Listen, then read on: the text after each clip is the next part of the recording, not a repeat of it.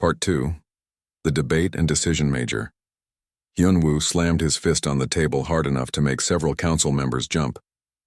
Absolutely not. We are not sending our soldiers to die for a species that treated us like garbage. He stood up, his military uniform crisp despite the late hour. The council had been debating for 3 days now, and Hyunwoo was tired of listening to people talk about helping aliens who had done nothing but ignore humanity. Let me remind everyone of some facts, he continued, pulling up a display screen. In 2087, a plague killed 40 million people on Earth. We had detected the Veltari by then. We sent them a message begging for medical knowledge. Any medicine they could share. We translated our request into mathematics. We made it simple. We begged. The room was silent as Hyunwoo showed recordings of the transmission. Images of sick children. Empty hospitals. Mass graves. They received our message. We know they did because their monitoring satellites adjusted position to get a better look at Earth. They watched us die. They studied us like we were lab rats. And they said nothing. Ambassador Da-eun stood up from her seat across the room. She was younger than Hyunwoo, but her voice was steady and strong. Major, I understand your anger. I lost my sister in that plague. But this is not about the past. This is about who we choose to be. Who we choose to be. Hyunwoo turned to face her. We choose to be smart. We choose to protect our own people first. We have no idea if this scourge will stop with the Veltari. If we send our fleet across the galaxy and the scourge turns toward Earth, we will be defenseless. Then we die knowing we tried to save others, Da-eun said simply. The Veltari are wrong about us, Major. They think we are violent savages who only know how to destroy. If we refuse to help, we prove them right. If we help, we show them what humanity really is. Captain Jin-ho, commander of Earth's newest warship, cleared his throat.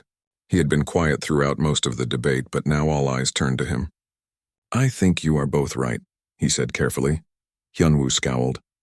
You cannot have it both ways, Captain. Actually, I can. Jin-ho stood and walked to the center of the council chamber. Major Hyunwoo is right that this is dangerous. If we commit our forces and the scourge attacks Earth, we could lose everything. But Ambassador Da-eun is also right.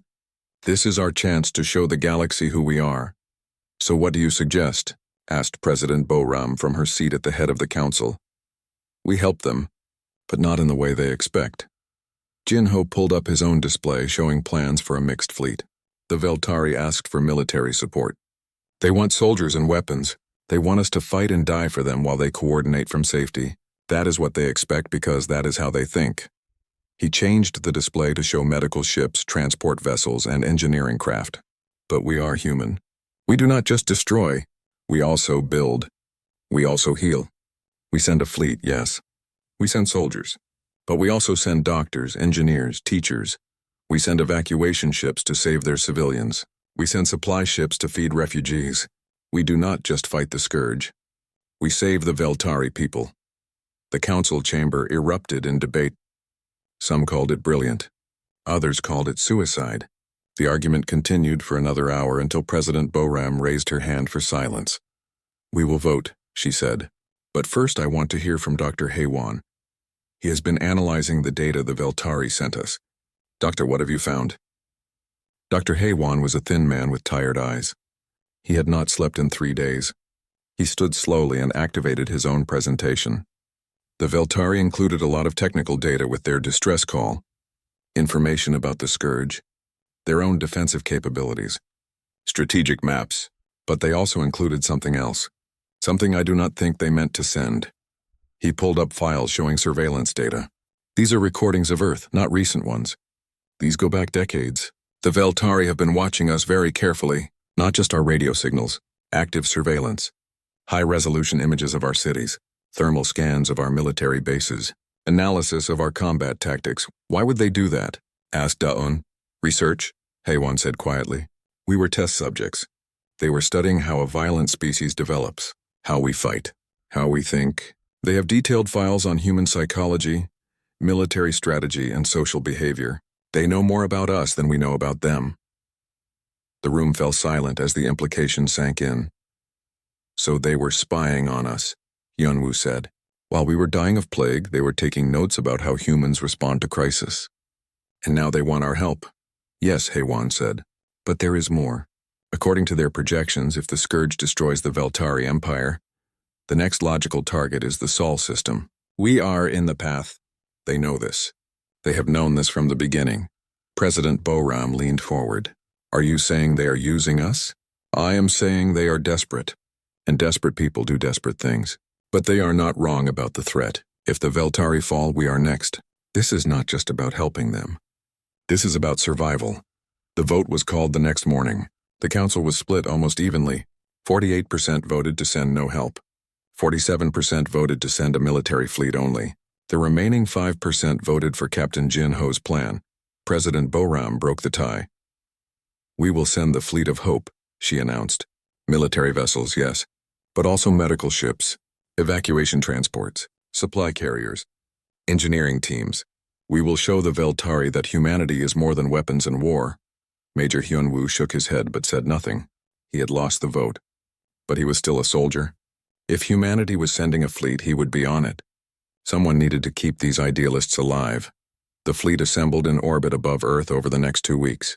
It was the largest gathering of human spacecraft in history. Warships like the Indomitable, Captain Jin Ho's flagship, medical frigates equipped with hospitals, massive transport ships designed to carry thousands of refugees, engineering vessels loaded with construction equipment and supplies.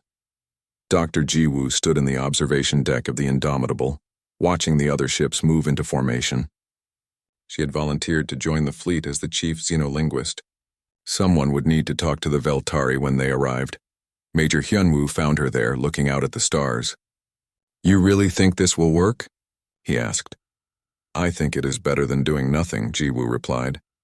The Veltari despise us. They think we are animals. Showing them kindness will not change their minds. Maybe not, Jiwoo admitted, but it will change us. We will know we tried. We will know we chose to be better than they believed we could be. Hyunwoo grunted.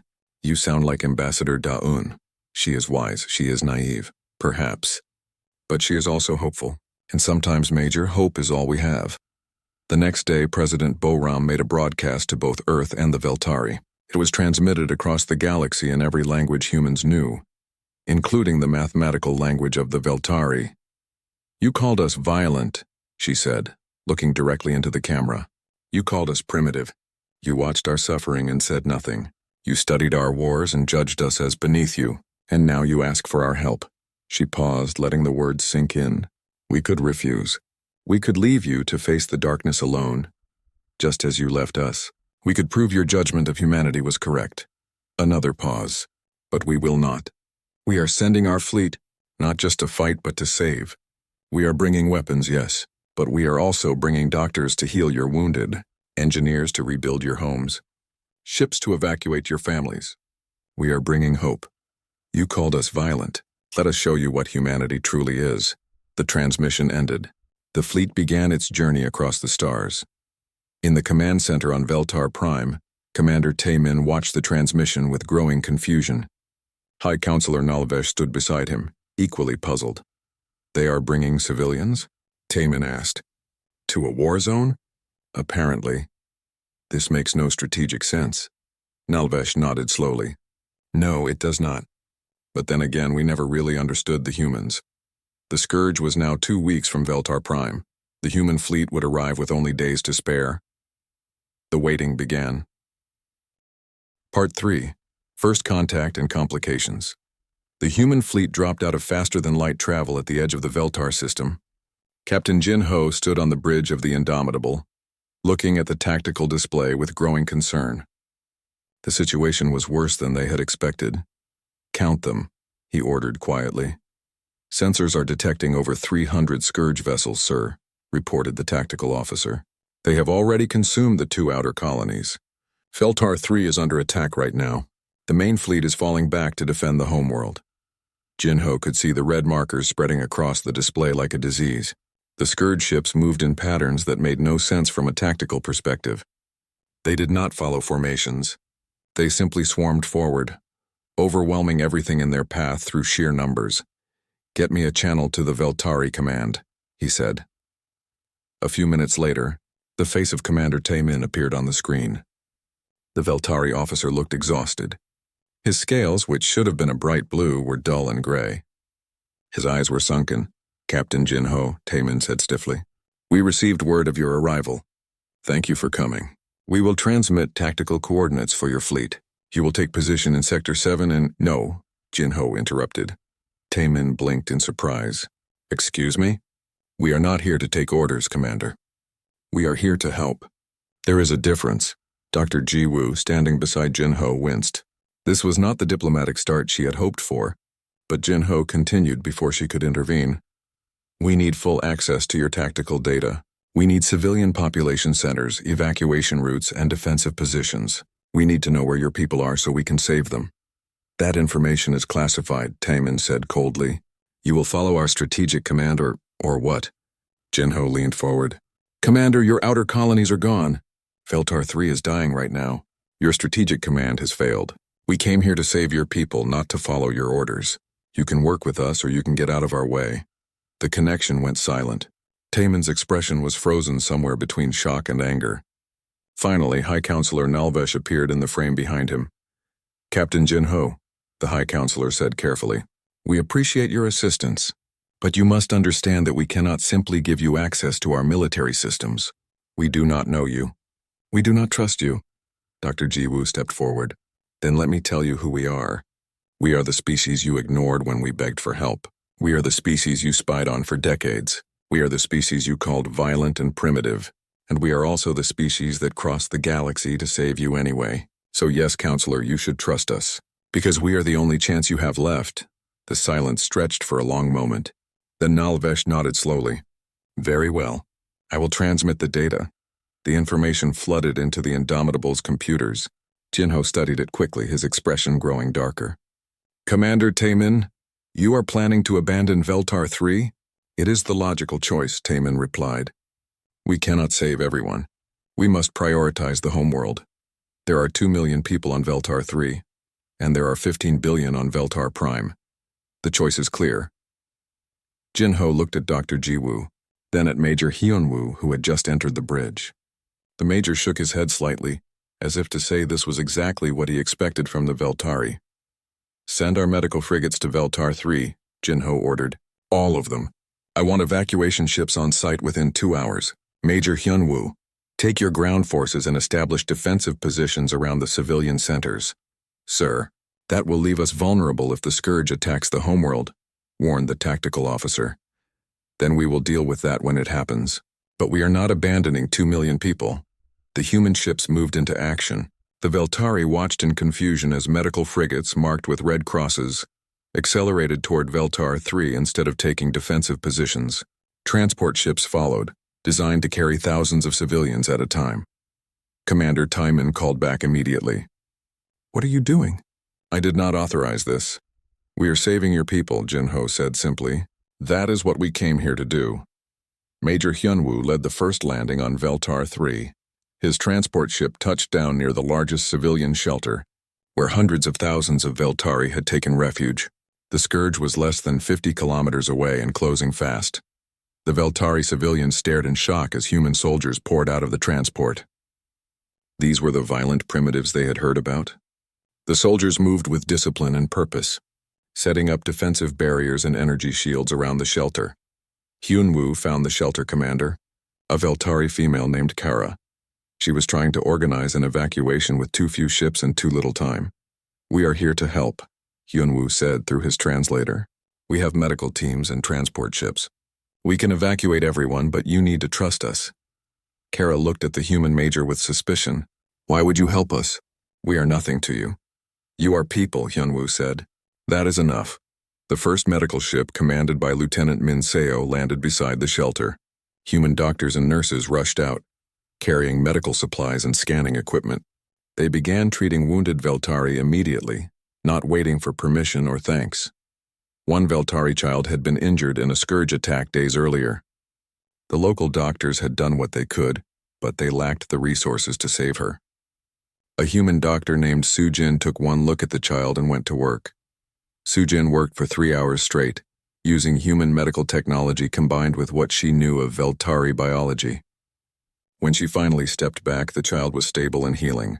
The child's mother grabbed Sujin's hands, tears streaming down her face, and said something in the Veltari language. She says thank you, the translator provided. She says she did not think humans knew how to heal. Sujin smiled tiredly.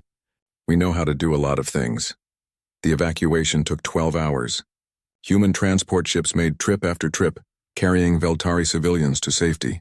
The Scourge attacked twice during the evacuation, but Hyunwoo's forces held the line. Human soldiers fought side by side with Veltari defenders, buying time for the civilians to escape. The final transport was loading when the Scourge launched a major assault. Hundreds of their creatures swarmed toward the shelter, a wave of teeth and claws and bioweapons. Hyunwoo ordered all remaining forces to fall back to the transport. But the Veltari defender named Kara was pinned down, separated from the others. She would not make it to the transport in time. Hyunwoo did not hesitate. He ran back into the combat zone, his rifle firing continuously. He reached Kara, grabbed her arm and dragged her toward safety. A Scourge warrior hit him in the back with a plasma blast.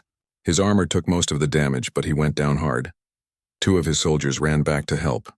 They carried both Hyunwoo and Kara to the transport. The ship lifted off as the Scourge overran the position. Lieutenant Minseo had stayed behind to cover the evacuation. Her ship, the Steadfast, was the last one in orbit around Veltar 3. She could have run. She should have run. But there were still human soldiers on the ground and Minseo would not leave them. The Scourge swarmed her ship. The Steadfast shields held for 5 minutes. Then 10. The hull began to buckle. Minseo redirected all power to the shields, including life support. This is the Steadfast, she transmitted to the fleet. All ground forces are clear. Recommend immediate withdrawal from Veltar 3. Steadfast, get out of there, Captain Jinho ordered. Negative, sir. My engines are damaged. I will cover the retreat. The Steadfast died fighting. But every civilian made it to safety. Every human soldier made it home. Lieutenant Minseo was declared a hero by both the humans and the Veltari. Commander Taimin watched the rescue operation from his flagship in stunned silence. The humans had saved 2 million Veltari that he had written off as lost. They had sacrificed their own ship to make sure everyone escaped. He went to the medical bay where the human wounded were being treated. Major Hyunwoo was there, recovering from his injuries. The medical staff wanted to treat him first, but he had refused. Treat the Veltari first, Hyunwoo had said. I can wait. Taemin stood beside the bed looking down at the human who had saved Kara's life. Why, he asked quietly. Why did you come back for her? She was just one person. You could have escaped. Hyunwoo looked up at the Veltari commander with tired eyes. She was not just one person. She was Kara. She mattered. All of your people matter. Do not ever forget that. Taemin had no response. He simply stood there, watching as human doctors worked to save Veltari lives and wondered if his people had been wrong about everything. Part 1. The Desperate Message. The warning sirens echoed through the command center of Veltar Prime for the 7th day in a row. Commander Taemin stood before the massive tactical display, watching red markers spread across the holographic map like blood in water. Each marker represented a Scourge vessel. Each one meant death for thousands of his people. Sir, the outer colonies are not responding, reported a young officer, her voice trembling. We have to assume they are lost. Taemin closed his eyes. 3 colonies gone, just like that. The Veltari had ruled this sector of space for over 2,000 years. Their technology was superior. Their tactics were refined through centuries of study. Their diplomatic corps could negotiate peace between warring species with ease. But none of that mattered against the Scourge. The enemy did not negotiate. They did not retreat. They simply consumed everything in their path and moved on to the next world. They were a living nightmare made of chitin and hatred. How long until they reached the homeworld?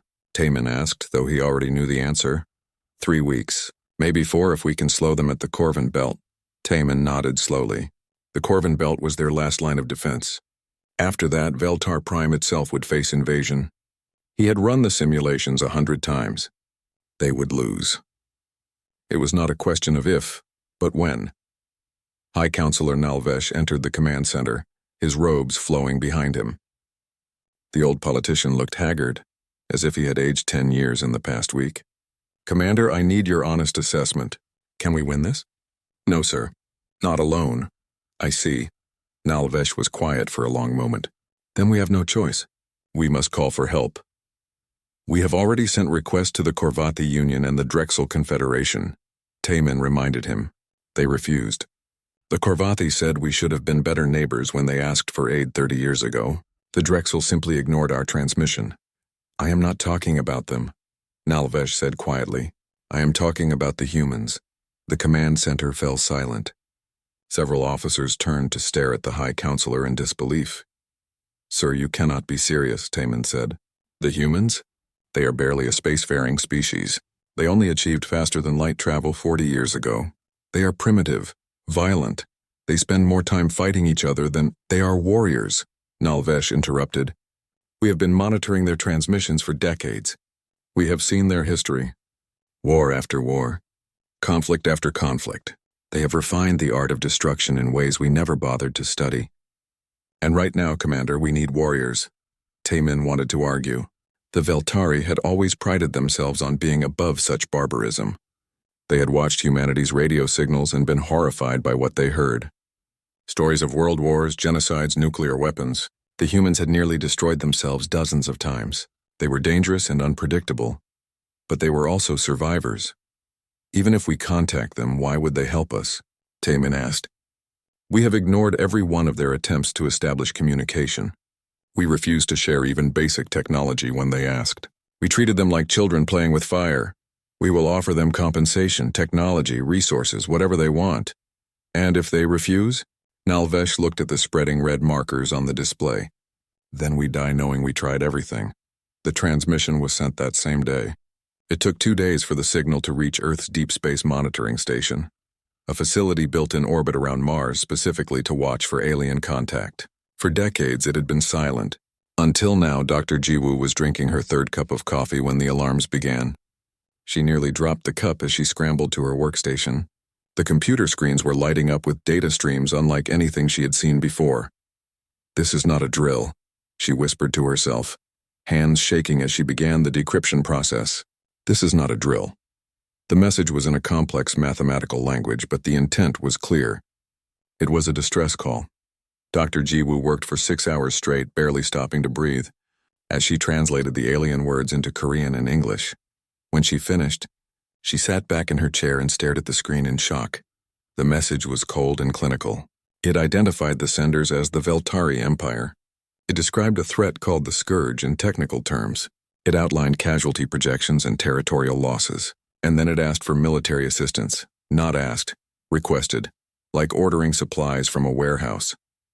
There was no greeting, no acknowledgement of humanity as equals, no apology for decades of silence, just a list of requirements and a vague promise of appropriate compensation. Upon successful completion of defensive operations, Dr. Jiwoo, read the final paragraph 3 times to make sure she understood it correctly. The Veltari were offering humanity a chance to prove themselves useful. As if this was a job interview instead of a desperate plea for survival. She forwarded the message to Earth's United Defense Council and then sat in the darkness of the monitoring station, looking at the distant stars. Somewhere out there, an alien species was dying, and they had chosen to contact humanity only because they had run out of other options. The message included coordinates and a deadline. 3 weeks. If humanity chose to help, they needed to reach Veltar Prime in 3 weeks or there would be nothing left to save. Dr. Jiwoo wondered what humanity would choose.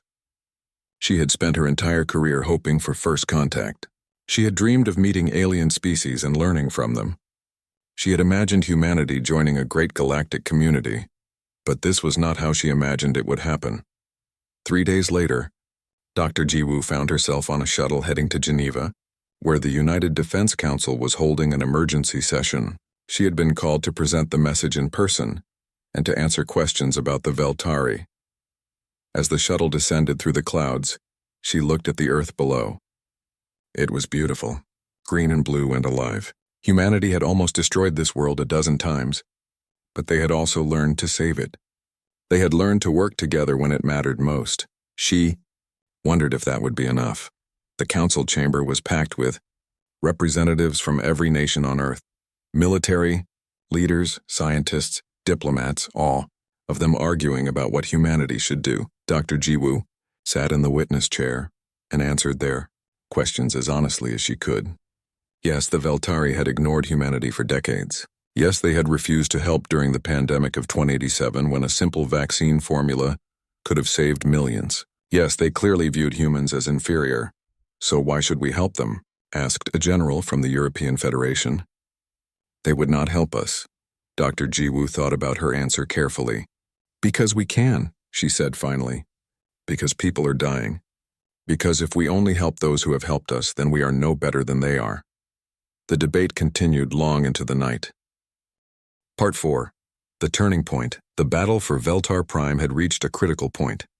The Scourge had broken through the outer defenses and were pushing toward the planet itself. In the Veltari Command Center, High Counselor Nalvesh stared at the tactical display with the expression of a man watching his world die. We need to consolidate our forces, he said to Commander Taimin. Pull back from the outer settlements. Concentrate everything on defending the capital. Taimin nodded reluctantly. It is the logical choice. We can save perhaps 60% of the population if we focus our resources. And the other 40%? Asked Dr. Jiwoo, who had been invited to the council meetings after the successful evacuation of Veltar 3. They will have to fend for themselves, Nalvesh said flatly. We lack the resources to protect everyone. This is war. Sacrifices must be made. Jiwoo felt anger rising in her chest. She had seen this same cold calculation before, always dressed up in words like logical and necessary. You are talking about abandoning millions of your own people. We are talking about saving billions, Nalvesh replied. Surely even humans understand mathematics. We understand that every life matters, Jiwoo said sharply. We did not cross the galaxy to save a building or a government. We came to save your people, all of them. Taimin looked uncomfortable. The past week had changed something in him. He had watched human soldiers risk their lives for Veltari civilians. He had seen human doctors work until they collapsed from exhaustion. He had heard the stories from Veltar 3. The humans did not fight like the Veltari expected. They fought to protect, not just to destroy. The humans are right, Taimin said quietly. We should not abandon the settlements. Nalvesh stared at him in shock. Commander, you cannot be serious. Before Taimin could respond, Captain Jin Ho entered the command center with Major Hyunwoo, who was still recovering but insisted on being part of the planning. We have a new strategy, Jin Ho announced. We are redeploying our forces to protect the outer settlements. You do not have the authority to make that decision, Nalvesh said coldly. No, but I have the ships, and I am making it anyway. Jin Ho pulled up his own tactical display. Major Hyunwoo will lead a ground assault on the Scourge Hive ship that landed on Veltar Prime's third moon. We need to understand how these things think, how they coordinate. If we can disrupt their command structure, we might be able to turn this fight around. Hyunwoo stepped forward, still moving stiffly from his injuries. It will be dangerous, possibly a suicide mission, but it is our best chance. We will go with you, Taimin said suddenly. Everyone turned to look at him. Veltari forces will accompany the assault. This is our world, our fight. Let us prove we have learned something from you. The assault team assembled over the next 2 days. 20 human soldiers, 15 Veltari defenders, all volunteers, all knowing they might not return. Dr. Haewon had been studying the Scourge specimens captured during earlier battles. He briefed the assault team before they left. The Scourge are not natural creatures. They were engineered, built as weapons by another species called the Architects. The project was abandoned centuries ago when the Scourge went rogue, but the command structure is still there. If we can find the central node and shut it down, the entire swarm should lose coordination. Should? Hyunwoo asked. Theory. But it is the best theory we have. The assault ships dropped from orbit under cover of a larger battle. The human fleet was engaging the main Scourge force, drawing their attention away from the moon. It was a risky strategy. If the assault failed, the fleet would be exposed and vulnerable. The hive ship was a massive organic structure that had partially burrowed into the moon's surface. It pulsed with a sick green light, and the air around it was thick with Scourge warriors. The assault team landed a kilometer away and began their approach on foot. Hyunwoo led the advance with Taimin beside him. The Veltari commander had never been in ground combat before. His people preferred to fight from orbit, using precise strikes and tactical superiority. This was messy, brutal, terrifying. Stay close to me, Hyunwoo said as they moved through the shadows. Watch your corners. Trust your team. They fought their way into the hive ship, room by room, corridor by corridor. The Scourge were waiting for them.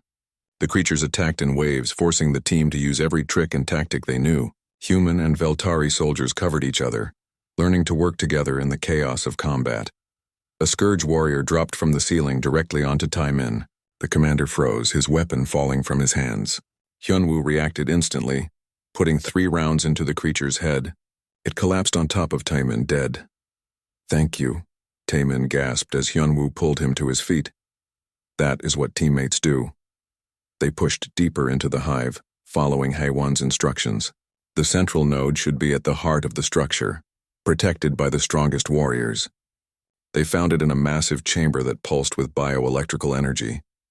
The node was a grotesque organic computer, a mass of neural tissue and machinery grown together.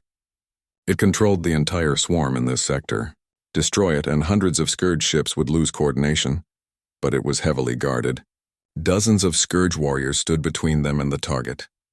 The assault team was down to 15 members. They were running out of ammunition and energy. "We cannot fight through all of them," said a Veltari soldier named Keth. "Then we do not fight," Hyunwoo said. He pulled out a special EMP device that human engineers had designed specifically for this mission. "We destroy the node and run, fast." Taemin looked at the device, then at Hyunwoo. "That explosion will collapse the entire chamber. We will be trapped, maybe not, but we do not have a choice." The team laid down covering fire as Hyunwoo ran toward the node. Scourge warriors swarmed after him. He could feel their claws tearing at his armor. He could hear his teammates shouting, but he kept running. He placed the device on the node and activated it. 5 seconds. That was all the time they had. "Run!" he screamed. The team sprinted back toward the entrance as the EMP activated. The pulse tore through the hive ship, disrupting every bioelectrical system. The Scourge warriors convulsed and fell. The walls began to collapse. A massive piece of the ceiling fell toward Taemin. He would not make it.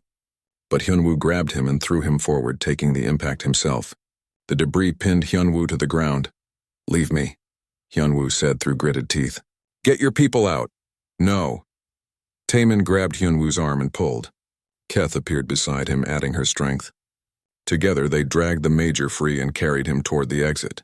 The assault team made it back to their ship with seconds to spare. Behind them, the hive ship collapsed in on itself, the green light fading to darkness. In orbit, Captain Jin-ho watched his tactical display and saw something impossible. The Scourge fleet was breaking apart. Ships were colliding with each other. Some were firing on their own forces.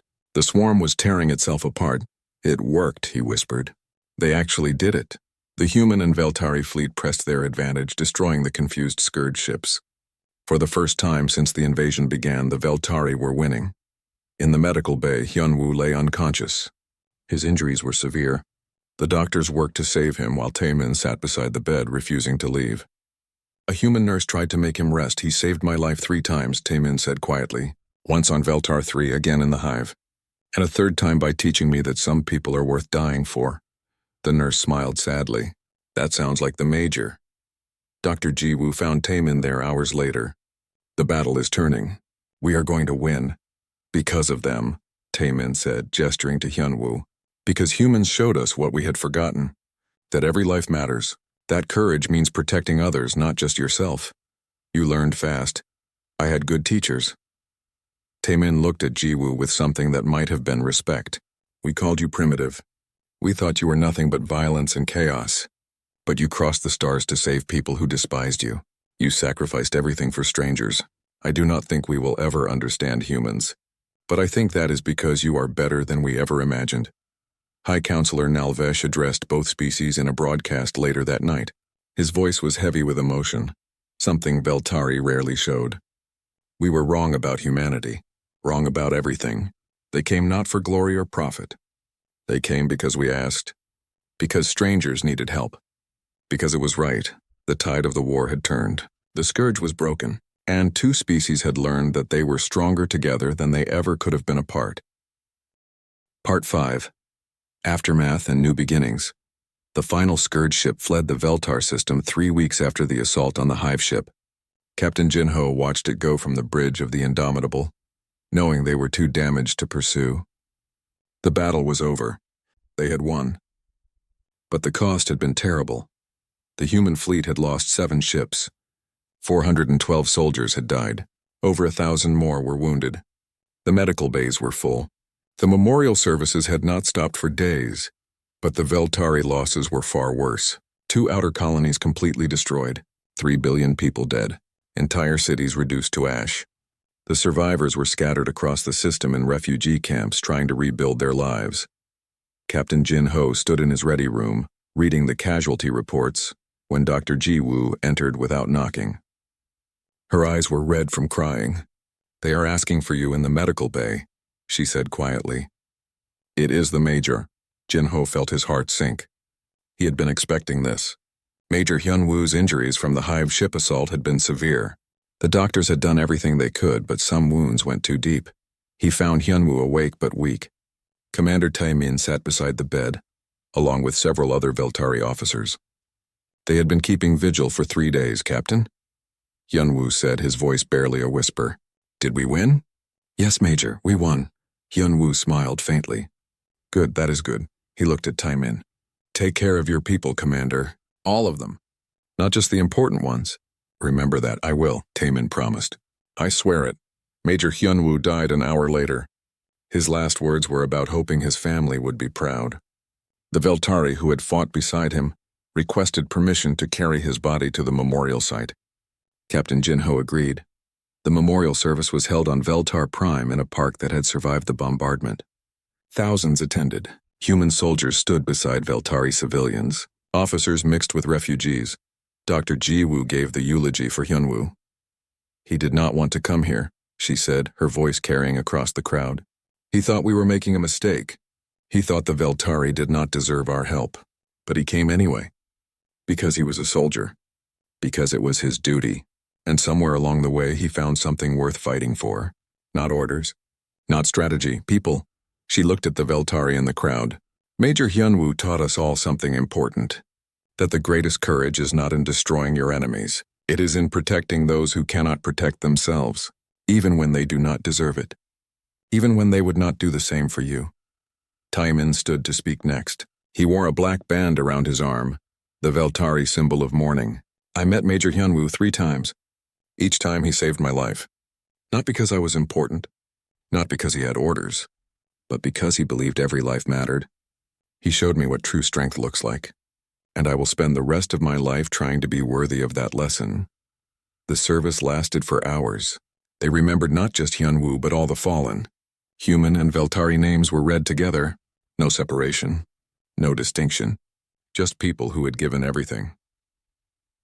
In the weeks that followed, Dr. Hae-won released his final report on the Scourge. The news spread quickly through both species. The Scourge had been created by the architects, an ancient species that used bioweapons to conquer territory. But the weapon had turned on its creators, destroying them before spreading across the galaxy. "The Scourge is not gone," Hae-won warned during a joint council meeting. "We broke this swarm, but there are others. Dozens of them. Hundreds, maybe. We need to prepare." "Together?" asked High Counselor Nalvesh. "Together," confirmed Captain Jin Ho. The decision was made to establish a joint defense force. Human and Veltari ships would patrol the sector, watching for Scourge activity. More than that, they would protect other species, warn them, help them prepare.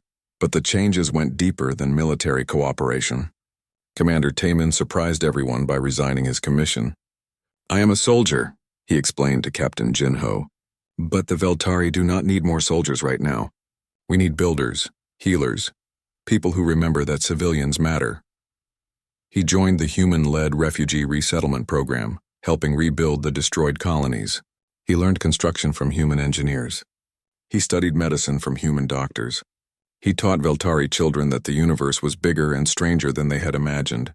Engineer Su Jin, the human doctor who had saved the Veltari child on Veltar 3, stayed behind when the main fleet returned to Earth. She worked with a Veltari scientist named Keth to establish the first joint research station. They focused on defensive technology, trying to find ways to protect against threats like the Scourge. "We have different strengths," Sujin explained during an interview. "Veltari technology is more advanced, but human creativity finds solutions they never considered. Together we can build things neither species could make alone." Dr. Ji Woo became Earth's first official ambassador to Veltar Prime. She arrived to find thousands of Veltari waiting at the spaceport. They cheered when she stepped off the ship. Children ran forward with flowers. Adults bowed in respect. "Why are they doing this?" she asked Tae-min, who had come to meet her. "Because you believed in us when we did not believe in ourselves." Because you showed us what we could become. The most surprising change came from the Veltari themselves. They had always been a proud species, confident in their superiority. But the war had humbled them. They began reaching out to other species they had ignored, sharing technology, offering aid, trying to be better neighbors.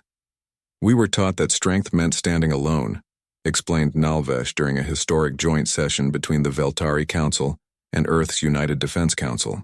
We were taught that showing weakness invited attack. But humanity showed us a different kind of strength. The strength to care, the strength to sacrifice, the strength to stand beside strangers and call them friends. President Boram responded from Earth via video link. We came to your system expecting war. We found something better. We found partners. The galaxy is dangerous. The scourge is still out there, but we face it together now. Human and Veltari, side by side. A year after the battle, a memorial was unveiled on Veltar Prime. It stood in the center of the rebuilt capital, a massive structure of stone and metal. The names of every person who died in the war were carved into the base. Human and Veltari names mixed together. No separation, no hierarchy. At the top of the memorial, an inscription in both languages read, "They came not because we deserved them, but because they refused to let anyone face the darkness alone. This is the measure of humanity." Ambassador Daun attended the unveiling ceremony. She stood beside Counselor Nalvesh as they pulled the cloth away. Thousands watched in person. Billions more watched across both worlds.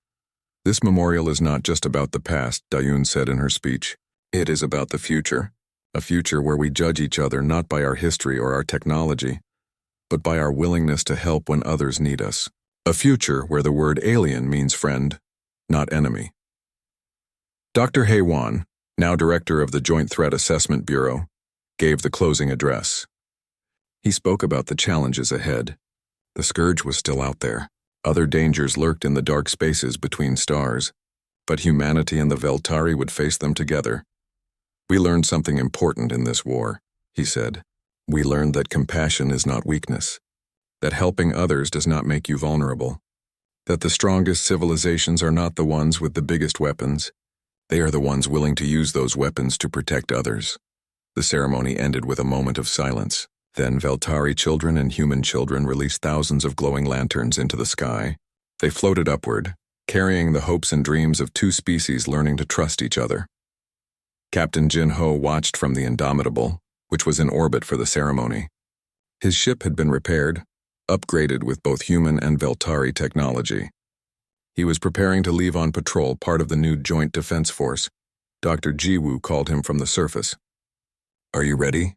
As ready as I will ever be. The scourge is still out there. I know. But we are ready for them now. And if we find other species in trouble, we will help them too. That is what we do. That is what humans do, Jiwoo corrected gently.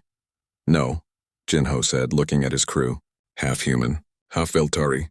All working together. That is what we do. All of us. The Indomitable left Veltar Prime the next day, leading a squadron of mixed ships into deep space. Their mission was to patrol the sector, watching for threats and helping anyone who needed it. They were not just defenders. They were proof that different species could work together, could trust each other, could become something greater than they were alone. In the memorial gardens on Veltar Prime, human and Veltari children played together. They did not know about the old prejudices. They did not care about who had been superior or who had been primitive. They just knew that they were friends. An old Veltari woman named Kara, the shelter commander from Veltar 3, watched them play. She thought about Major Hyunwoo, who had saved her life, about the human doctors who healed her daughter, about the soldiers who chose to protect instead of abandon. What are you thinking? Asked Taimin, who came to visit the gardens often.